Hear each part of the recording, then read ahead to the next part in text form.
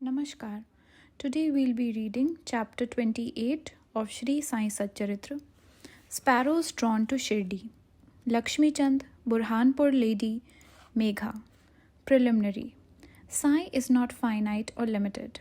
He dwells in all beings, from ants and insects to the god Brahma. He pervades all. Sai was well versed in the knowledge of the Vedas, as well as in the science of self realization. As he was proficient in both these, he was well fitted to be the Sadguru. Anyone, though learned, but not able to awaken the disciples and establish them in self realization, does not deserve to be called a Sadguru. Generally, the worldly parents give birth to the body, but death invariably follows life. But Sadguru does away with both life and death, and so he is more kind and merciful than anybody. Sai Baba often said that let his man, devotee, be at any distance. 1,000 kos away from him, he will be drawn to Shirdi like a sparrow with a thread tied to its feet. This chapter describes the stories of 3 such sparrows. First, Lala Lakshmi Chand. This gentleman was first serving in the Sri Venkateshwar Press in Mumbai, then in the railway department, and afterwards in the firm of Messrs. Raleigh Brothers and Company as a munshi. He came in Baba's contact in 1910. 1 or 2 months before Christmas, he saw in his dream at Santa Cruz, a suburb of Mumbai, an old man with a beard standing and surrounded by his bhakts. A few days later, he went to the house of his friend, Mr. Dattatreya Manjunath Bijur, to hear the Kirtan by Das Ganu. It was and is always the practice of Das Ganu to keep Baba's picture in front of the audience while doing the Kirtan. Lakshmi Chand was surprised to see that the features of the old man he saw in his dream tallied exactly with those in the picture, and thus he came to the conclusion that the old man he saw in his dream was Sai Baba himself. The sight of this picture, Das Ganu's Kirtan, and the life of the saint Tukaram on which Das Ganu discoursed, all these things made a deep impression on his mind, and he decided to go to Shirdi. It is always the experience of the bhaktas that God always helps them in their search for Sadguru and other spiritual endeavors. That very night, a friend named Shankar Rao knocked on his door and asked him whether he would accompany him to Shirdi. His joy knew no bounds, and he at once decided to go to Shirdi. He borrowed ₹15 from his cousin and, after making due preparations, left for Shirdi. In the train, he and his friend Shankar Rao did some bhajan, sang religious songs, and inquired about Sai Baba with some fellow passengers, 4 Mohammedans who were returning to their place near Shirdi. They all told them that Sai Baba was a great saint living in Shirdi for many years. When they reached Kopargaon, he wanted to buy some good guavas as offering to Baba, but he was so wrapped in the scenery and sights there that he forgot to purchase them. When they were nearing Shirdi, he was reminded of the guavas. Just then he saw an old woman with a guava basket on her head running after the tonga. The tonga was stopped, and he gladly purchased some fruits, when the woman said, "Take all the rest and offer them on my behalf to Baba." The facts that he had intended to purchase guavas but had forgotten to do so, the old woman's encounter and her devotion to Baba, all these were a pleasant surprise to both the friends, and Lakshmi Chand thought in his mind that the old woman might be some relation of the old man he saw in his dream. Then they drove on and came near Shirdi, and on seeing flags on the masjid, they saluted them.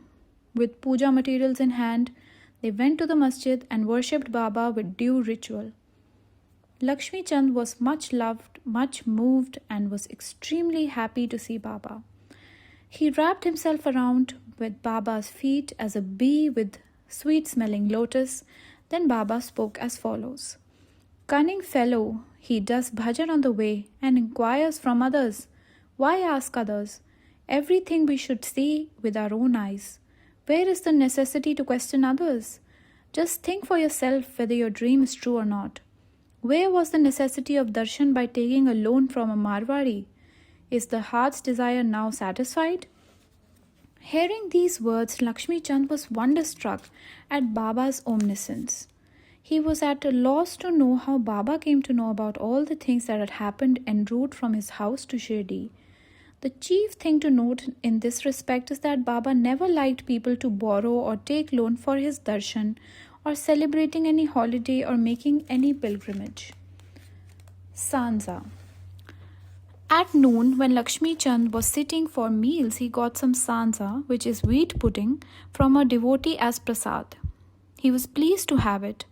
Next day also he expected it but got nothing, so he was anxious to get it again. Then on the third day at the noon aarti time, Bapu Sahib Jog asked Baba what naivedya he should bring. Baba told him to bring sanza. Then the bhaktas brought 2 big potfuls of sanza. Lakshmi Chand was very hungry and there was some pain in his back. Then Baba said to him, "It is good that you are hungry. Take sanza and some medicine for the pain in the back." He was again wonderstruck to see that Baba again read his mind and spoke out what was passing therein. How omniscient he was. Evil eye. During this visit, Lakshmi Chand also witnessed one night the procession to the Chavdi. Baba then suffered much from cough. He thought that this suffering of Baba might be due to somebody's evil eye. Next morning, he went to the masjid. Baba spoke to Shama as follows. "I suffered last night from cough. Is it due to some evil eye? I think that somebody's evil eye has worked on me and so I am suffering." In this case, Baba spoke out what was going on in the mind of Lakshmi Chand.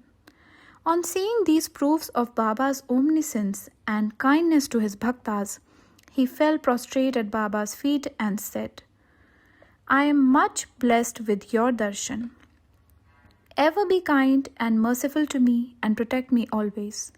There is no other God to me in this world except you. Let my mind be ever wrapped in your bhajan and feet. Let your grace protect me from the miseries of the world and let me ever chant your name and be happy." After getting Baba's udi and blessings, he returned home with his friend, much pleased and content, and was singing Baba's glory on the way. He remained a staunch devotee of Baba then onwards and always sent garlands of flowers, camphor and dakshina with any person of his acquaintance bound for Shirdi. Second, Burhanpur lady. Now let us turn to another sparrow, devotee.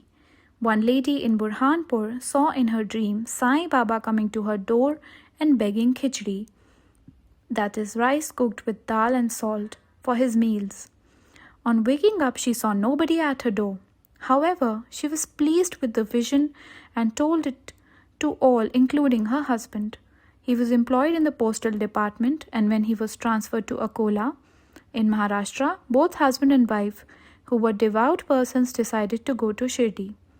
Then on a suitable day, they left for Shirdi and after visiting Gomti Tirth on the way, reached Shirdi and stayed there for 2 months. Every day they went to the masjid, worshipped Baba and passed their time happily.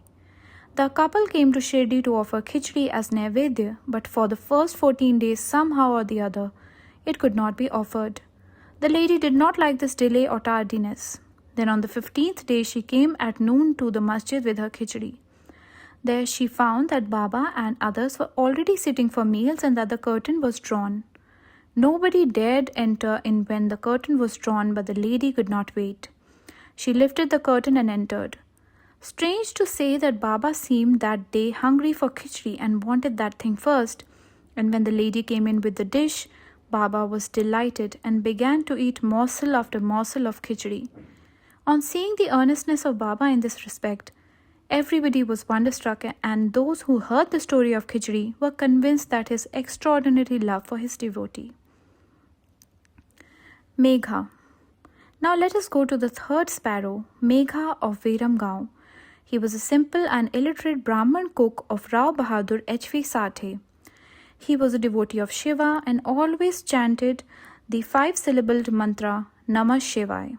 He did not know the Sandhya or its chief mantra, the Gayatri mantra. Rao Bahadur Sathe was interested in him, taught him the Sandhya and the Gayatri mantra. Sathe told him that Sai Baba of Shirdi was the embodiment of God Shiva and made him start for Shirdi. At Bharuch railway station, he learned that Sai Baba was a Muslim, and his simple and orthodox mind was much perturbed at the prospect of bowing down to a Muslim, and he prayed to his master not to send him there. His master, however, insisted on his going there and gave him a letter of introduction to his father-in-law, Ganesh Damodar, alias Dada Kelkar at Shirdi, to introduce him to Sai Baba. When he reached Shirdi and went to the masjid, Baba was very indignant and would not allow him to enter. "Kick out the rascal," roared Baba, and then said to Megha, "You are a high caste Brahman and I am a low Muslim. You will lose your caste by coming here. Just get away." On hearing these words, Megha began to tremble. He was wondering as to how Baba had come to know about what was passing in his mind. He stayed there for some days, serving Baba in his own way, but was not convinced. Then he went home and then to Triambak in Nashik district and stayed there for a year and a half. Then again he returned to Shirdi. This time at the intercession of Dada Kelkar, he was allowed to enter the masjid and stay in Shirdi. Sai Baba's help to Megha was not through any oral instruction. He worked upon Megha internally, mentally, with the result that he was considerably changed and benefited. Then Megha began to look upon Sai Baba as an incarnation of Shiva. In order to worship Shiva, bay leaves are required, and Megha used to go miles and miles every day to bring them and worship his Shiva, Baba. His practice was to worship all the deities in the village and then come to the masjid and offer saluting Baba's gaddi, asan. He worshipped Baba and after doing some service, shampooing his legs, drank the washings, teeth of Baba's feet. Once it so happened that he came to the masjid without worshipping Khandoba, as the door of the temple was closed. Baba did not accept his worship and sent him back again, saying that the door was open now. Megha went, found the door open, worshipped the deity, and then returned to Baba as usual. Ganges bath. On one Makar Sankranti day, Megha decided to besmear the body of Baba with sandal paste and bathe him with Ganges water. Baba was first unwilling to undergo this, but at his repeated requests he consented. Megha had to traverse a distance of 8 kos, going and returning to bring the sacred water from the Godavari river. He brought the water, made all the preparations for the bath at noon, and asked Baba to get ready for the same. Then Baba again asked him to be spared from this bath, saying that as a fakir he had nothing to do with Ganges water, but Megha did not listen to him. He knew that Shiva is pleased with Abhishek, that is sacred bath, on that auspicious day. Baba then consented, came down and sat on a wooden board and projecting his head said, "O Megha, do at least this favor. Head is the most important organ of the body, so pour the water over that only. It is equivalent to the whole bath." "All right," said Megha, and lifting the water pot up began to pour it on the head. But in doing so, he was so much overwhelmed with love that he cried out, "Har Har Gange, hail Goddess Durga, hail Goddess Ganga," and emptied the pot on the whole body. He kept the pot aside and began to look at Baba, but to his surprise and amazement, he found that only Baba's head was drenched while the body was quite dry. Trident and Pindi. Megha worshipped Baba at 2 places. In the masjid, he worshipped Baba in person, and in the Vada, Baba's big picture given by Nana Sahib Chandorkar. This he did for 12 months. Then, in order to appreciate his devotion and confirm his faith, Baba gave him a vision. One morning, when Megha was still lying down on his bed with eyes closed, but internally awake, he saw clearly Baba's form. Baba, knowing him to be awake, threw akshata, that is rice grains marked with red with kumkum, and said, "Megha, draw a trident, a trishul," and disappeared. Hearing Baba's words, he eagerly opened his eyes, saw no Baba there, but only rice grains spread here and there. He then went to Baba, told him about the vision, and asked permission to draw the trident. Baba said, "Did you not hear my words asking you to draw the trident? It was no vision but direct order. My words are always pregnant with meaning and never hollow." Megha said, "I thought you woke me up, but all the doors were closed, so I was doubtful and thought it to be a vision. Baba rejoined, I require no door to enter. I have no form. I always live everywhere. As a wire puller, I carry on all the actions of the man who trusts me and merges in me. Megha returned to the Vada and drew a red trident on the wall near Baba's picture. Next day, a Ramdasi Bhakt came from Pune, saluted Baba, and offered him a pindi, a phallic image of Shiva. At this time, Megha also turned up there. Baba said to him, See, Shankar has come, protect him now. Megha was pleasantly surprised to see the pindi. Also in the Vada, Kaka Sahib Dikshit was standing with a towel on his head after having taken his bath and was remembering Sai when he saw a pindi in his mental vision. While he was wondering about this, Megha came and showed him the pindi presented to him by Baba. Dikshit was happy to know that this pindi exactly tallied with the one he saw a few minutes before in his vision. In a few days after the drawing of the trident was complete, Baba installed the pindi near the big picture, which Megha was worshipping. The worship of Shiva was dear to Megha, and by the drawing of the trident and the installation of the pindi, Baba confirmed his faith therein.